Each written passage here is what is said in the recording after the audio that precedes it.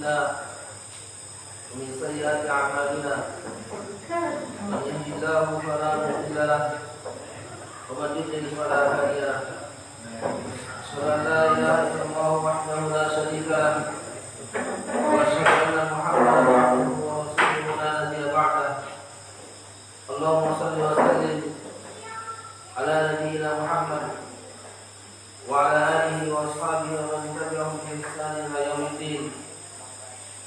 والله تعالى في القرآن الكريم أعوذ بالله من الشيطان الرجيم يا أيها الذين آمنوا اتقوا الله حق تقاته ولا تموتن إلا وأنتم مسلمون يا أيها الناس اتقوا ربكم الذي خلقكم من نفس واحدة وخلق منها زوجها وبث منهما رجالا كثيرا ونساء واتقوا الله الذي تساءلون به والأرحام إن الله كان عليكم رقيبا يا أيها الذين آمنوا اتقوا الله وقولوا قولا سديدا يصلح لكم أعمالكم ويغفر لكم ذنوبكم ومن يطع الله ورسوله فقد فاز فوزا عظيما أما بعد فإن أصدق الحديث كتاب الله وخير الهدي هدي محمد صلى الله عليه وسلم وشر الأمور محدثاتها وإن كل محدثة بدعة وكل بدعة ضلالة وكل ضلالة في النار. Masyarakat muslimin wal muslimat ikhwani wa akhwati fid din rahimani wa rahimakumullah. Kita berdoa kepada Allah Subhanahu wa taala. Mudah-mudahan Allah senantiasa membimbing kita, senantiasa memberikan pertolongan kepada kita agar kita bisa istiqomah dalam menuntut ilmu. Dan kita berdoa kepada Allah Subhanahu wa taala, mudah-mudahan kita bisa mengamalkan ilmu yang telah kita dapatkan. Begitu kita berdoa kepada Allah Subhanahu wa taala agar Allah memberikan kemampuan kepada kita untuk menyampaikan ilmu yang telah kita dapatkan dan ilmu yang telah kita amalkan. Kita berdakwah sesuai dengan kemampuan kita. Kita sampaikan kepada saudara kita tentang bagaimana agama kita yang sesungguhnya. Dan kita berdoa kepada Allah Subhanahu wa taala, mudah-mudahan Allah membantu kita agar kita bisa bersabar dalam berdakwah.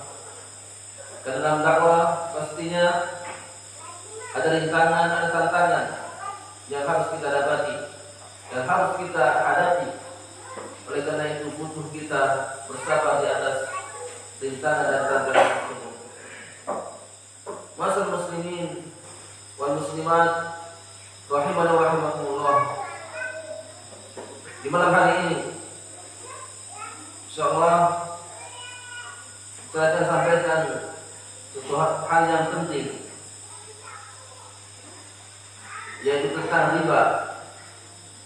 Salah satu dosa besar yang sudah menyebar di negeri kita. Bahkan dosa ini bukan hanya di kota-kota, namun dosa ini sudah sampai kepada pelosok yang mana ini akan merusak kaum muslimin. Karena dosa ini adalah dosa yang mendatangkan bahaya kepada para pelakunya, bahkan kepada orang sekitarnya. Masyaallah muslimin wal muslimat rahimani wa rahimakumullah.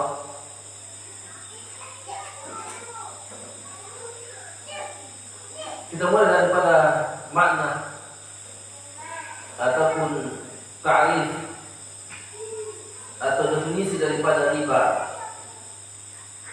Ta'rifuhu ar-riba fil lughah az-ziyadah, bahwa riba secara bahasa yaitu artinya az-ziyadah.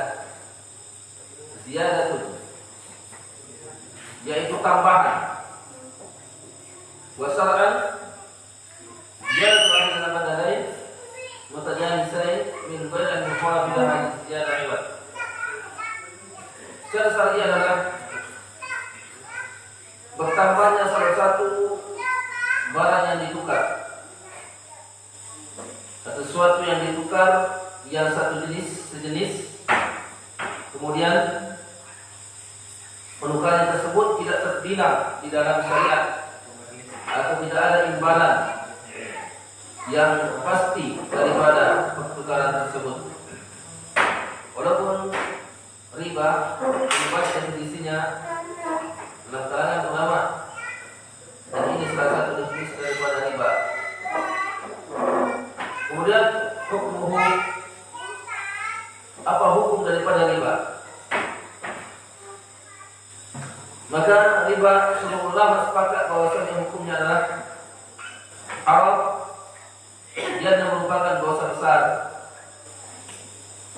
berdasarkan dengan Al-Quran Karim dan hadis-hadis Rasulullah sallallahu alaihi wasallam. Dalam Al-Quran, firman Allah Ta'ala, "Wa billahi minasyaitonir rajim, wa halallahu al-bai'a wa harrama riba." Dan Allah telah menghalalkan jual beli, wa harrama riba, dan mengharamkan riba. Dan Allah telah berfirman, "Ya ayyuhalladzina amanu taqullaha wa dharu ma baqiya min riba in kuntum mu'minin." Ya orang beriman, bertakwalah kepada Allah Subhanahu wa taala. Wa dharu ma baqiya min riba, dan tinggalkanlah sisa-sisa riba. In kuntum mu'minin, apabila kalian betul-betul beriman kepada Allah Subhanahu wa taala. Wa Subhanahu wa ta'ala al-muta'amil riba biasa didoain. Dan Allah Subhanahu wa ta'ala telah mengancam dengan ancaman yang sangat keras pada para pelaku riba. Sebagaimana firman-Nya, "Alladzina ya'kuluna riba la yaqumuna illa kama yaqumu alladzi yatakhabbathu minasy-syaithan illa kama yaqumu alladzi yatakhabbathu asy-syaitanu minal mas." Orang-orang yang makan riba, mereka tidaklah dibangkitkan kecuali dalam keadaan seperti orang yang memasuki setan, kerasukan setan. Dan itulah kondisi bagaimana ketika para pemakan riba dibangkitkan dari kuburnya di hari kebangkitan. Waktu Rasulullah SAW memperingatkan tentang riba, bahwasanya riba adalah kabair, merupakan dosa besar dan salah satu dosa yang membinasakan. Lalu Rasulullah bersabda, dia berkata, Rasulullah bersabda, belum mengatakan Rasulullah SAW, ada riba wa mukilahu wa kitabahu wa katibahu wa syahidai. Bahwasanya Allah melaknat atau Rasulullah SAW melaknat pemakan riba, kemudian yang memberi makan riba, kemudian yang mencatat, kemudian bersaksi daripada riba, wa qarahum sawa, dan beliau mengatakan mereka semuanya sama dalam dosa. Jadi bukan hanya yang makan riba saja yang berdosa, yang memberikan makan riba pun itu berdosa. Misalnya contohnya, seorang menjamkan uang, kemudian bersyaratkan harus dikembalikan dengan lebih. Jadi yang berdosa bukan hanya yang dipinjam uangnya, karena yang bersyaratkan harus dikembalikan lebih, tapi juga yang memberikannya, yang meminjam juga kena dosanya. Bukan hanya itu, yang mencatat, seorang minjam di bank, pencatatnya pun kena, saksinya pun kena. Maka dan ulama satpam pun juga bisa kena. Jadi semuanya bisa kena imbasnya. Dan memang Rasulullah nanti ada suatu zaman yang mana semua manusia bisa dikatakan makan riba, Kalaupun ada yang tidak makan riba, maka dia pun makan dengan riba. Mudah-mudahan tidak itu di zaman ini. Walaupun mungkin itu sudah dekat dengan zaman tersebut. Karena sekarang di mana-mana riba.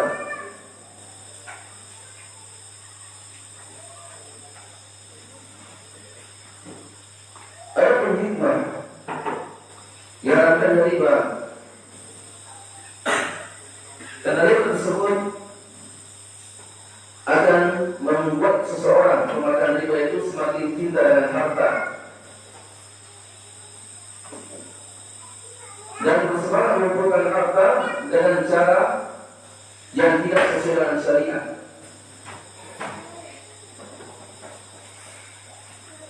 Dan ini membuat malas karena ingin hartanya bertambah tanpa bekerja, hanya minjamkan dengan teman, ya. Dan semakin banyak yang minjam, semakin banyak nasabahnya, semakin banyak yang dapatkan harta, banyak dapatkan uang. Dan ini menutup amalan-amalan yang mulia seperti meminjamkan dengan pinjaman tanpa riba, yang mana ini bisa membantu kaum muslimin. Ini tertutup amal soleh tersebut. Dan ini merupakan amal yang soleh. Apabila seorang minjamkan harta uang atau apa kepada saudaranya, kemudian dikembalikan tanpa ditambah. Dan dengan adanya riba ini menutup amal soleh ini, manusia banyak melindungi dengan cara riba.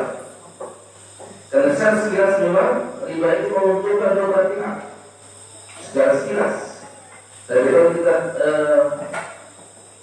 lihat secara mendalam, itu akan mendatangkan kerusakan yang sangat besar.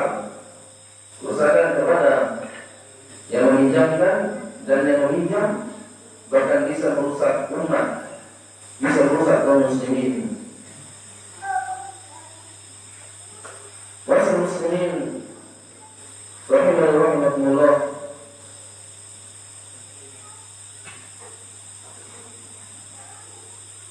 adapun macam-macam riba secara garis besar itu ada dua.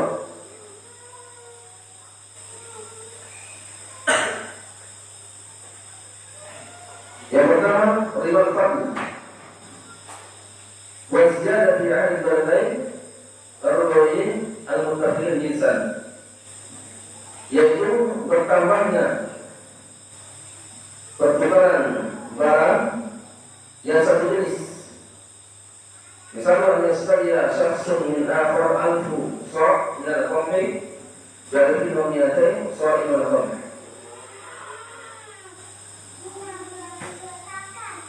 Misalnya seorang membeli 1000 sok gandum, kemudian berkata dengan 1200 sok gandum, maka ini riba. Karena gandum sama gandum kalau ditukar dan salah satunya tidak sama takarannya, maka dia adalah riba. Dan ini bertambah 200 sok, maka ini adalah riba.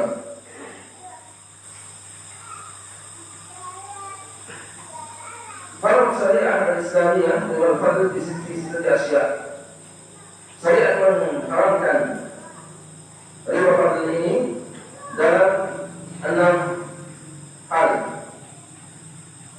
Yang pertama, az-zar', yaitu emas. Jadi kalau bertukar emas dengan emas itu harus sama takarannya. Kemudian al-fiddah, perak, al-bur, gandum basah, asyair, gandum al-bur, gandum halus, yang asyair, gandum kasar, wat-tamr, kurma, wal-mir, kemudian garam. Jadi 6 hal ini apabila ditukar harus sama takarannya, harus sama takarannya. Adapun kalau berbeda takarannya, maka dia menjadi riba.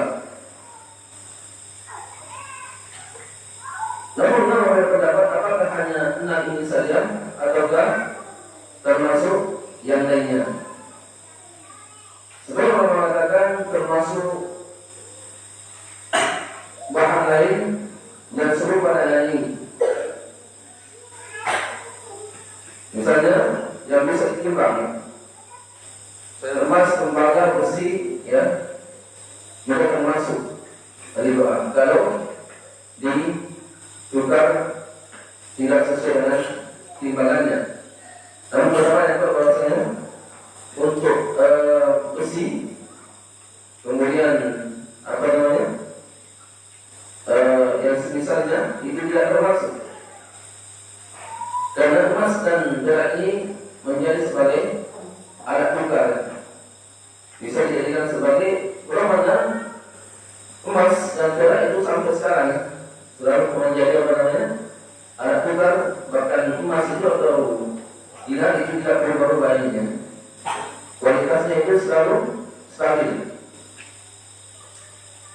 Adapun yang bersifat makanan, ya, seperti gandum, kemudian kurma, kemudian garam, maka sebagian ulama memasukkan juga yang sejenisnya, yaitu yang berupa makanan, maka masuk dalamnya semua bentuk makanan. Walaupun sebagian ulama hanya mencukupkan 6 ini saja.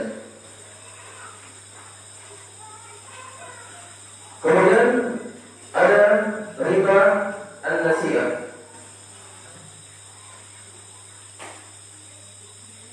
Sebagian ulama menggabungkan riba an-nasiyah dengan riba qard atau riba duyun, riba utang piutang. Dan sebagian ulama memang membagi ribanya dalam 3, riba fadl, riba nasiyah dan riba qard atau riba duyun. Namun ada yang menggabungkan riba nasiyah dengan riba duyun atau riba pinjaman. Dan ini adalah riba jahiliyah. Riba jahiliyah yang mana mereka ketika meminjamkan uang misalnya atau dinar, misalnya meminjamkan kepada saudaranya 1000 dinar dan membayar dalam waktu 1 tahun. Dipindahkan sebenarnya 1 tahun. Kalau kamu kembalikan dalam waktu 1 tahun, itu tidak bertambah. Tapi ketika sudah sampai setahun, dia tidak bisa mengembalikan, maka ketika mengembalikan harus lebih daripada 1000 dinar. Itu riba nasiyah dan ini riba jahiliyah. Jadi riba jahiliyah ini bertambah kalau melebihi atau melewati tempo yang telah ditentukan. Tadi saya pinjamkan 1000 dinar, kalau kembalikan dalam setahun maka tidak ada tambahan. Dan kalau lebih daripada setahun itu harus ditambah. Ini riba jahiliyah. Nah, riba sekarang lebih parah daripada riba jahiliyah. Kenapa? Double. Ya. Terlambat di awal sudah perjanjian sudah dibuat, ya. Misalnya minjam uang 10 juta, di awal sudah bukan kembali sekian dan juga, ya. Kalau itu dia tidak, yang penting tidak melewati masanya. Tapi kalau di bank, kalau sudah minjam, itu sudah pasti riba, ya. Bahkan di awal sudah ada uang bukan dan semacamnya, administrasi dan seterusnya, ya. Di depan, belakang, kiri, kanan, tengah semua. Di awal sudah jelas, kalau minjam 10 juta, itu pasti lebih dari 10 juta. Belum terlambat lagi, ya. Ditambah terlambat didenda lagi. Ya, ini lebih parah daripada riba jahiliyah, lebih dahsyat.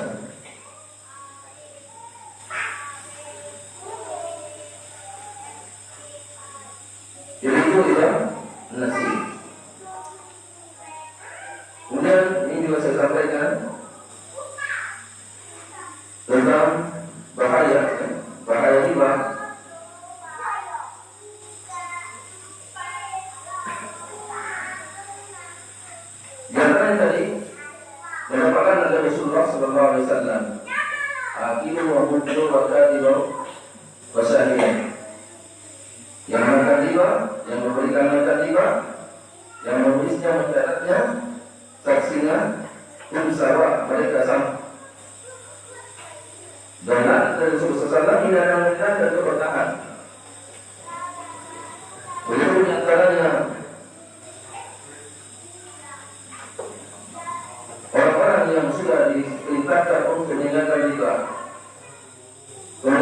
meninggalkannya, dalam tafa'alun fa'adalu bi'amri Allah wa Rasulih.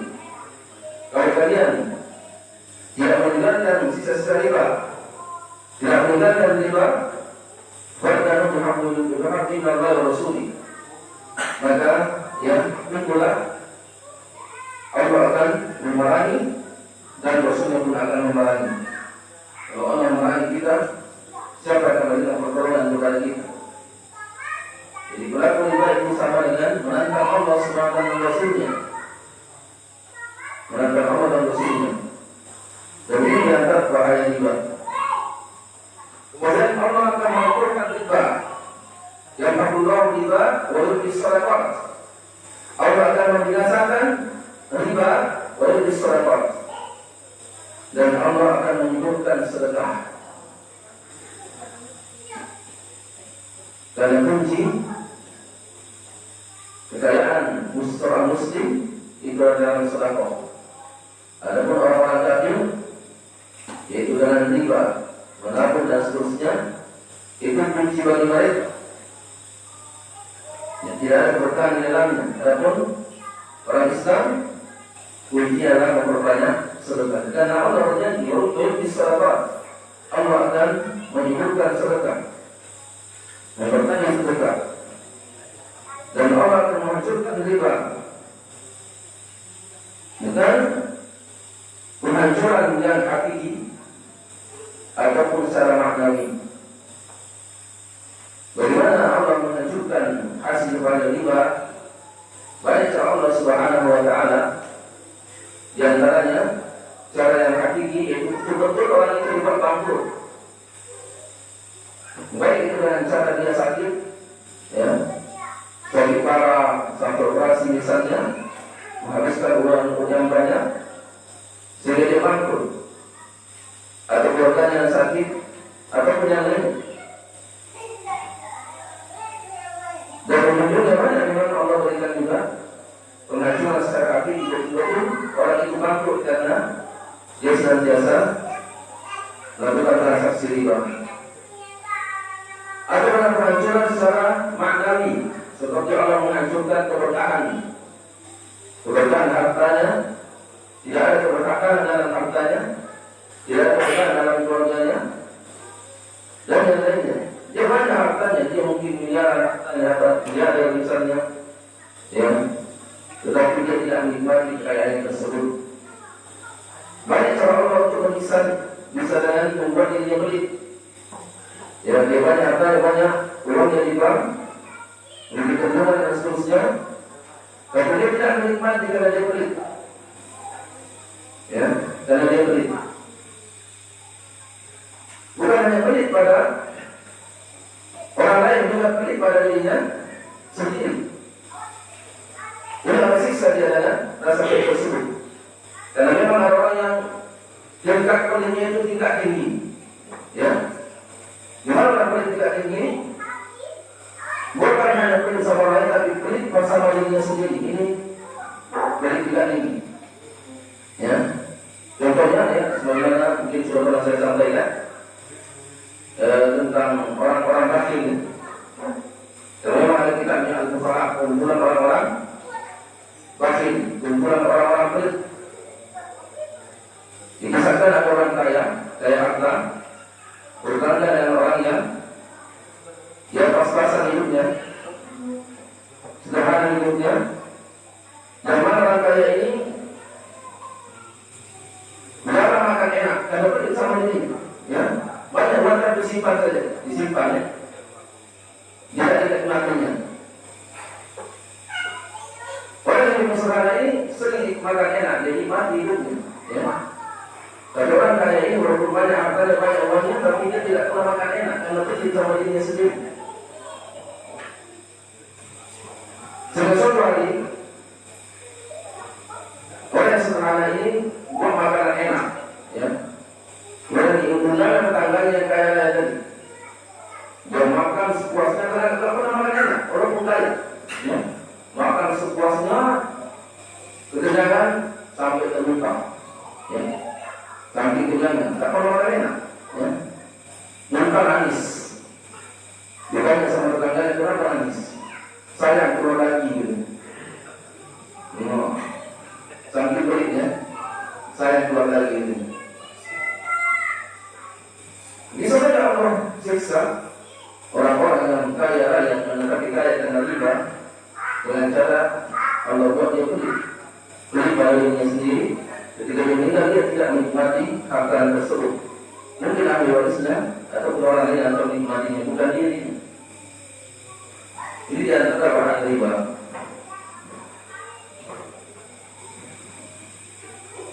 Kemudian orang riba tadi dibangkit dari kubur seperti dirasuki setan. Bagaimana kalau kerasukan setan? Susah seperti ini. Lagi sebenarnya Rasulullah membenarkan ketika Mi'raj orang yang berenang di sungai darah, yang mana di sungai ini ada orang yang mengumpulkan batu-batu dan orang itu berenang ketika sampai di tepian dia membuka mulutnya, kemudian orang tersebut masukkan batu di mulutnya. Berenang lagi berenang di sungai darah, yang ada di pinggir diisi mulutnya dengan batu, begitu terus, ya. Dan semua bertanya siapa itu, menjawab bahwasanya itu adalah pemakan riba. Kemudian di antara juga siksaan bagi para pemakan riba, nanti di akhirat perutnya akan membesar seperti rumah dan perutnya pun dengan ular. Alhamdulillah, ya. Ini juga di antara siksaan pemakan riba.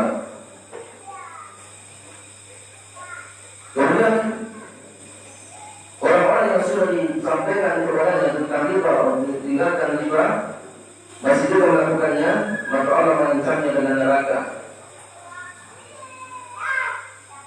Bahkan diancam kekal di neraka. Roh tentunya yaitu sangat lama maksudnya.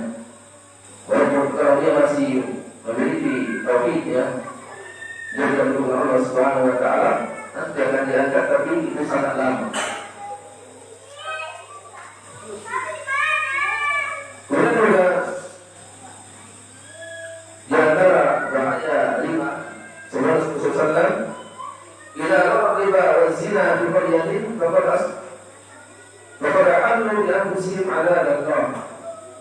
Apabila riba telah menyebar, zina telah menyebar di suatu negeri, maka sudah haram baginya azab Allah Subhanahu wa taala.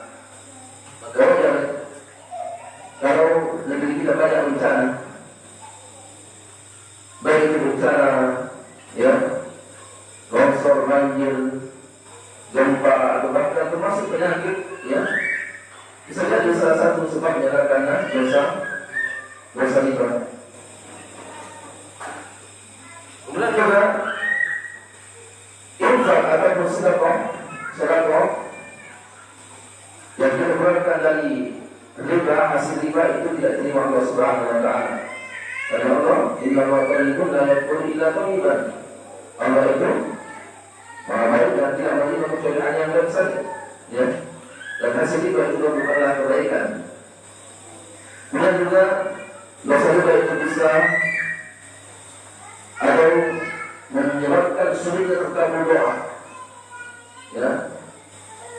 Dan riba apabila makan itu makanan yang haram, dan makanan yang haram itu menghalangi diterimanya doa kita. Sebagaimana hadisnya Rasulullah SAW, ada seorang yang dalam perjalanan, kemudian pakaian yang berlalu, rambutnya acak-acakan, dia berdoa kepada Allah Subhanahu wa taala, tapi tidak terima doa. Padahal dia musafir, makbul doanya, namun Allah tidak menerima. Kenapa? Karena makanannya haram, ya, pakaiannya haram, kemudian jadi wisata dari hal-hal yang haram. Dan juga berbahaya, riba ini bisa mengeraskan hati, bisa mengeraskan hati. Belum lagi dosa riba yang begitu banyak, ya. Sebagaimana Rasulullah wasallam ar-riba sab'una umman ayatuha anjang turunul ummah. Ya, diterang di sini. Riba itu dosanya 70-an. Ya, yang dosa riba itu 70-an. Yang paling ringan adalah seperti laki-laki berkebun ibu kandungnya, alhamdulillah. Ya, laki-laki yang berzina dengan ibu kandung, ini dosa yang paling kecil, dosa riba. Dan pemakan riba yang disebutkan itu lebih parah daripada 33 kali berzina. Ya, alhamdulillah. Saking parahnya dosa riba ini, lebih besar dosanya dibandingkan berzina 33 kali. Bukan boleh berzina kali tidak, ya. Jangan juga dosa besar. Dan juga riba ini merupakan kebiasaan orang-orang Yahudi. Ya, maka kita berusaha untuk meninggalkan dosa riba. Masa muslimat rahimahullah.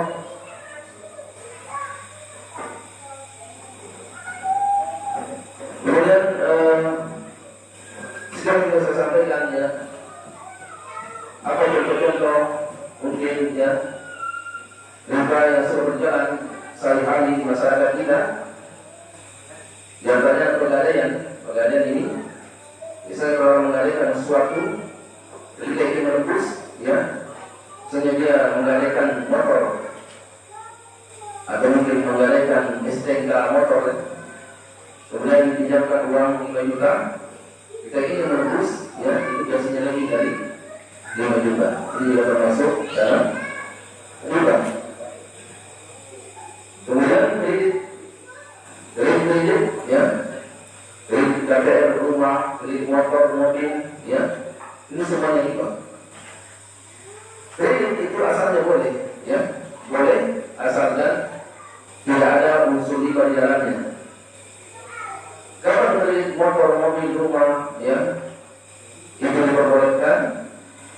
Yang pertama, memang barang yang diberikan itu sudah milik orang tersebut, sudah dikuasainya barang tersebut, dia sudah menguasai rumah itu, sudah atas nama dia, ya, mobil itu sudah atas nama dia, mobil itu juga, ataupun bukan atas nama dia, dia memang sudah memiliki, ya, atau mungkin berpindah nama, yang penting dia sudah menguasai barang tersebut dan sudah pindah tempatnya. Kemudian yang juga saya perhatikan, di antara syaratnya adalah ketika menjual kredit, itu yang memilikinya langsung yang membeli, ya. Ketika disebut kredit motor ini, maka berarti yang memiliki siapa?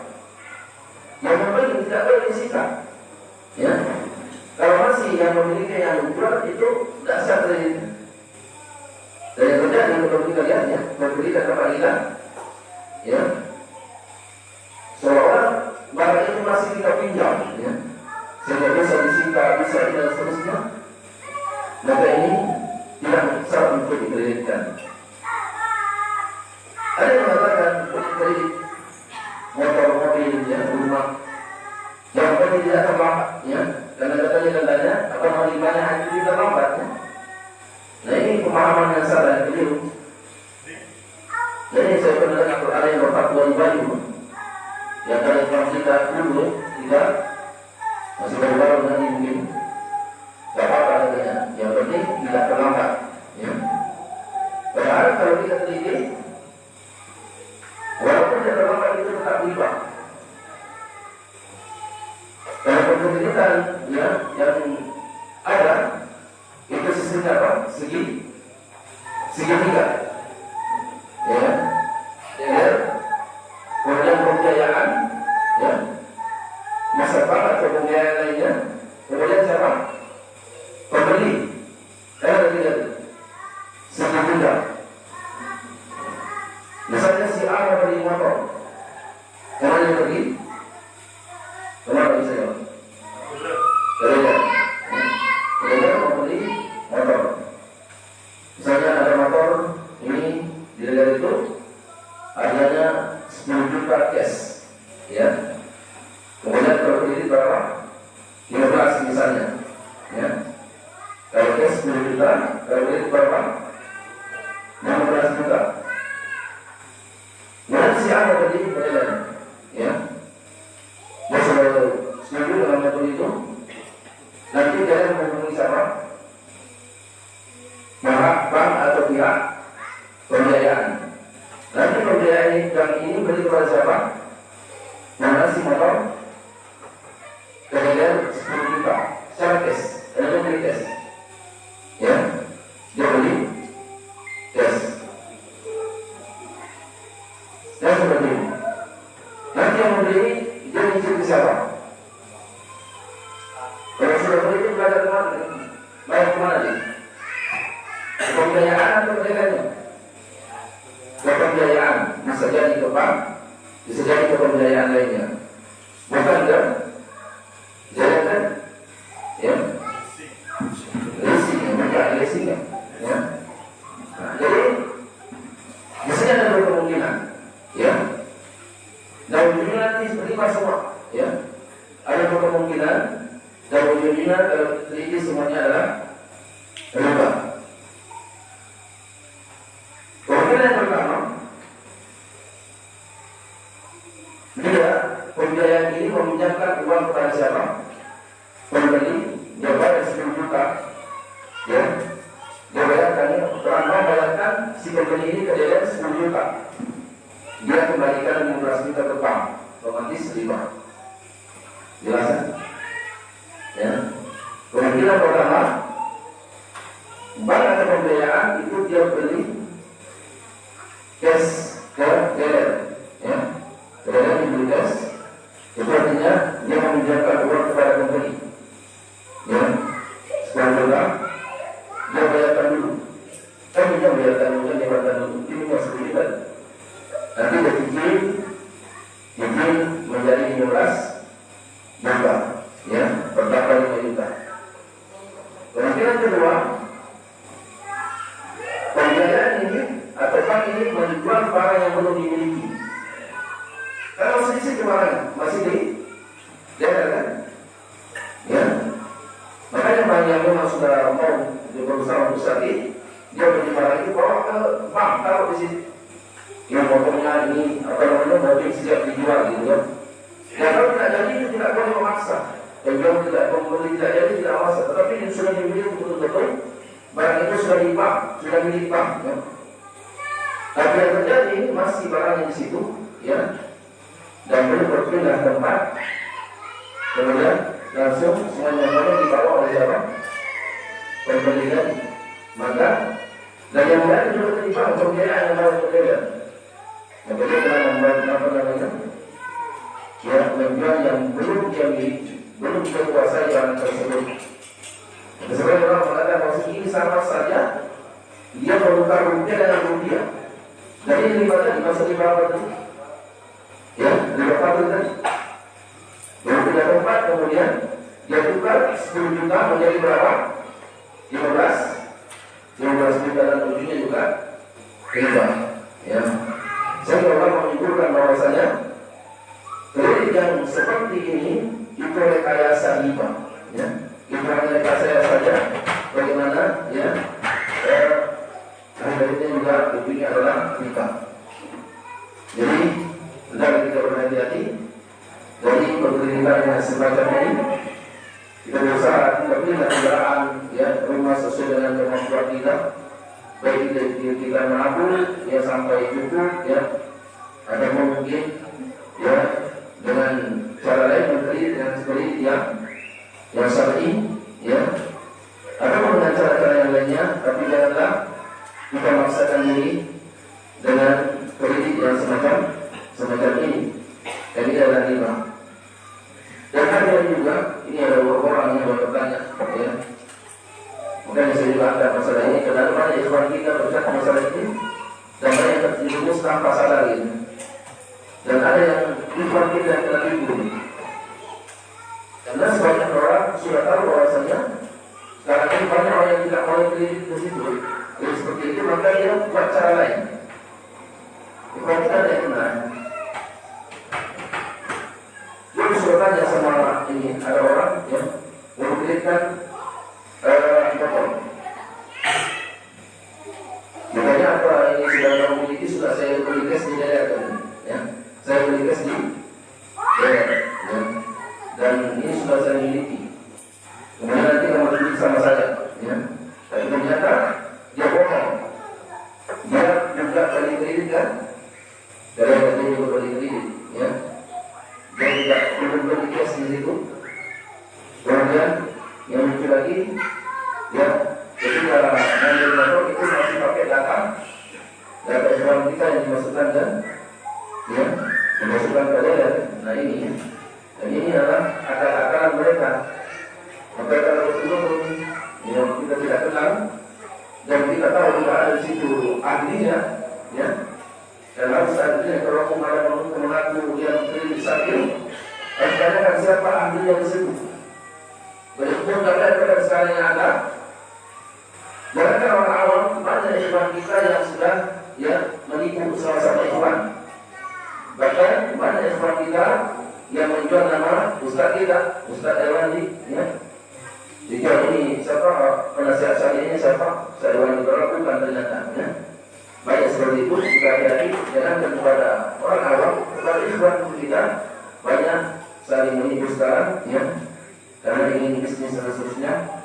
Orang kata, kalau kita yang sudah terlanjur terjerumus, maka dari kita segera bertobat kepada Allah Subhanahu Wa Taala. Kita bertanya sebentar, bertanya mengampun kepada Allah Subhanahu Wa Taala. Allah Maha mengampun, tidak ada yang terlambat untuk kembali kepada Allah Subhanahu Wa Taala. Dan ini disampaikan oleh Allah itu semuanya. Pertanyaan.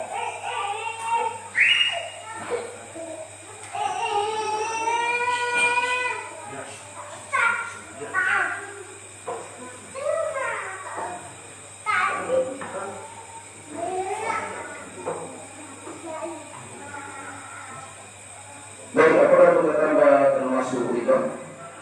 Kita tambah, ya, hindari.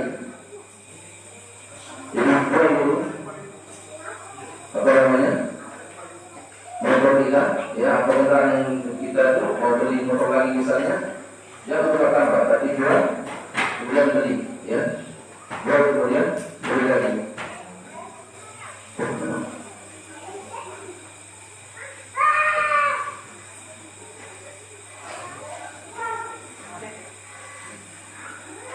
Assalamualaikum Ustaz.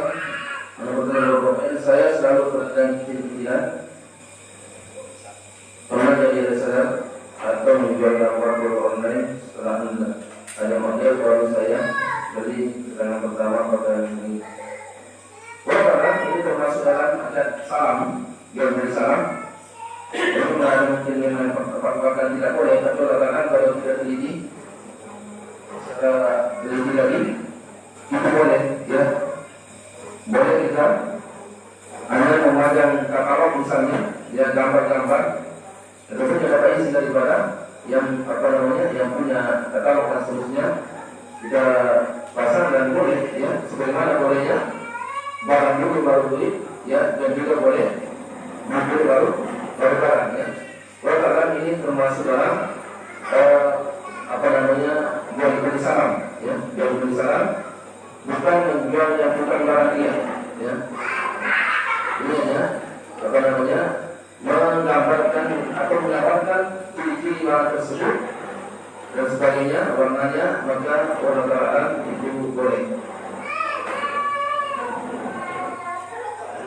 Apakah menggunakan jasa dari ini untuk transfer yang dan sebagainya? Ini termasuk, ya, ini saya sampaikan tentang jasa-jasa seperti pakai ATM, transfer, beli ataupun yang lainnya. Memang ulama yang tidak bolehkannya, namun ada yang bolehkan dengan syarat memang itu darurat, ya. Maka kalau jasa itu tidak mengapa, ya. Kalau jasa itu tidak mengapa, apalagi tempat kita mencari ikan yang saat itu belum ada, itu ulama membolehkan sekedar jasa saja, dan juga menabung, kalau kata berapa yang kuat itu boleh menabung, ya, dengan syarat tidak mengambil namanya. Satu orang yang punya kecil kebanyakan tidak bisa simpan rumah lagi, tapi dikecil oleh perampok dan seterusnya, itu boleh ditabung, ya. Jadi kalau secara biasa menilik dan seterusnya, orang tak itu dibolehkan.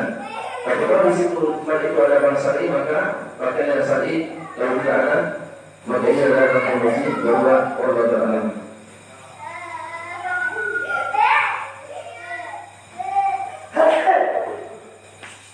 Bagaimana apakah boleh ibu akhwat yang bercadar melepas cadarnya saat berkumpul dengan ibu yang lainnya? Boleh. Sama-sama ibu-ibu boleh lepas cadar, lepas jilbab pun boleh sama ibu-ibu. Ya. Jadi kalau sama ibu-ibu maka boleh, ya. Bahkan di tempatnya ada pengajian itu yang sudah ramai. Jika ingin di pengajian itu memang diperintahkan untuk lepas cadar, ya. Nanti semuanya akrab di situ. Dalam arti nanti ada ikhwannya Yusuf bercadar. Dalam apa kejadian? Pernah kejadian kan? Tidak bermalam, kalau tidak salah. Ya. Ada yang mencuri, dia boleh cadar, ikhwan masuk. Ya. Cadar. Ini bahaya. Ini nanti kalau sudah ramai, kita boleh terlamai. Itu harus buka, ya. Nanti ada bicara tak ada yang berdebat. Karena kejadian kalau ada orang bicara badannya kaku gitu. Tidak ada yang mulai. Ketika dia bukan laki-laki.